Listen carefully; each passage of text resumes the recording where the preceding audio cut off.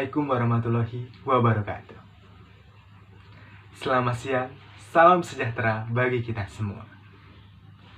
Puji dan syukur marilah kita panjatkan kehadirat Tuhan Yang Maha Esa, yang mana telah memberikan kita kesehatan dan kesempatan untuk berada di sini hingga saat ini. Tak lupa sholawat serta salam marilah kita junjungkan kepada Nabi besar kita, Muhammad Sallallahu Alaihi Wasallam. Yang terhormat Ibu Evi Komalasari selaku Kepala SMK Bukit Asam. Yang terhormat Bapak Ibu Dewan Guru. Yang terhormat Ibu Ati dan Ibu Hudria selaku Guru Bahasa Indonesia, serta hadirin yang berbahagia. Di kesempatan kali ini, saya, Angga Muhammad Gilang Ramadan, ingin angkat suara mengenai stigma negatif dalam mengartikan laki-laki sejati. Hadirin yang berbahagia, pernahkah kalian mendengar kata-kata maskulin dan juga feminin?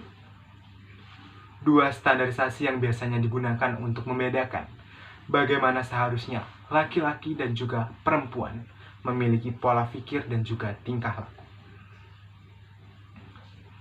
Laki-laki yang katanya sejati seakan-akan tidak boleh memiliki sisi feminin. Tentunya, secara tidak langsung hal ini menyatakan bahwa norma sosial tentang bagaimana laki-laki seharusnya berperilaku sudah dibatasi dengan dinding stigma maskulinitas yang sangat tinggi. Kepribadian dan bagaimana seseorang bertingkah laku selalu dikaitkan dengan jenis kelamin. Dari pembatasan dan perbedaan yang telah ditetapkan di khalayak umum, menjadikan definisi laki-laki sejati memiliki standarisasi seperti tidak boleh mengolah emosi, tidak boleh terlihat lemah, bahkan tidak boleh mengerjakan pekerjaan yang umumnya dikerjakan oleh perempuan. Laki-laki yang sejati seakan-akan harus terlihat kuat sepanjang waktu. Diambil dari kisah saya sendiri.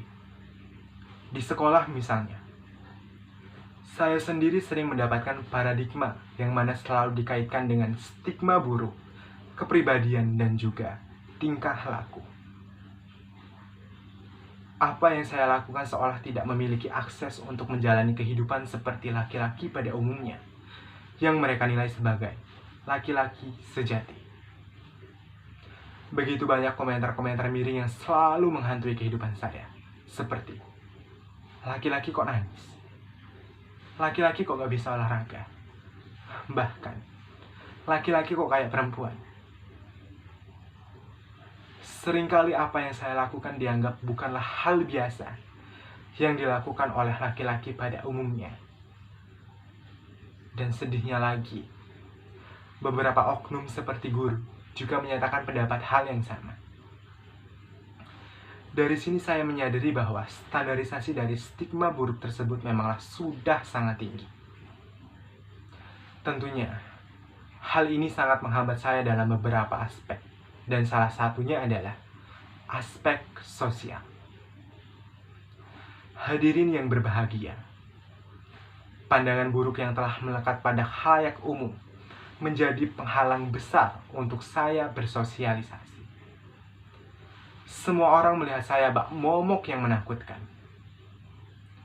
Dan kejadian itu membuat saya melakukan hal-hal gila demi mendapatkan label laki-laki sejati. Namun, pada kenyataannya, hal tersebut tidak merubah apapun dalam hidup saya. Banyak kasus serupa yang terjadi dan juga dialami oleh teman-teman saya. Tentunya hal ini memberikan dampak buruk untuk hidup mereka. Memberikan dampak buruk untuk hidup seseorang. Bahkan, ada beberapa kasus yang berujung dengan trauma dan juga gangguan mental. Saya paham, setiap individu tentunya memiliki hak untuk bersuara. Tetapi kita juga harus bisa menghargai kekurangan yang orang lain miliki. Membangun stigma negatif menggunakan kekurangan seseorang bukanlah hal yang bisa dibilang keren. Ketika kita diberi pilihan untuk bisa saling menghargai, lantas, untuk apa kita saling melukai? laki-laki sejati. Bukan mereka yang tidak pernah menangis, bukan mereka yang tidak pernah merasa sedih, bukan mereka yang mahir olahraga, dan juga bukan mereka yang tidak pernah mengerjakan pekerjaan perempuan. Laki-laki sejati, mereka yang memiliki mindset positif, mereka yang bangga dengan apa yang mereka punya. Hadirin yang berbahagia, di sini saya ingin meyakinkan rekan-rekan semua bahwa tidak ada yang salah dengan kekurangan kita. Kita bisa mendefinisikan laki-laki sejati dengan versi kita sendiri. Tidak perlu menjadi apa yang orang lain katakan, karena hidup kita bukan untuk memenuhi ekspektasi mereka. Jika kita bisa bahagia dengan cara kita sendiri, untuk apa kita mendengarkan mereka? Buatlah akses kebahagiaanmu sendiri, karena kesehatan mentalmu itu yang utama. Jangan biarkan mulutmu lebih cepat daripada otakmu, karena perlu kamu ingat, mulutmu harimaumu. Kamu tidak pernah tahu apa yang akan terjadi selanjutnya. Ucapan-ucapan burukmu dapat melukai seseorang, dapat menghancurkan hidup seseorang. Jadi, lebih baik diam daripada berbicara hanya untuk melukai perasaan orang. Oleh karena itu, kita sebagai generasi harapan bangsa tentunya memiliki peranan besar dalam hal ini. Kita tidak bisa membiarkan hidup kita terus-menerus dikelilingi dengan kebiasaan buruk ini.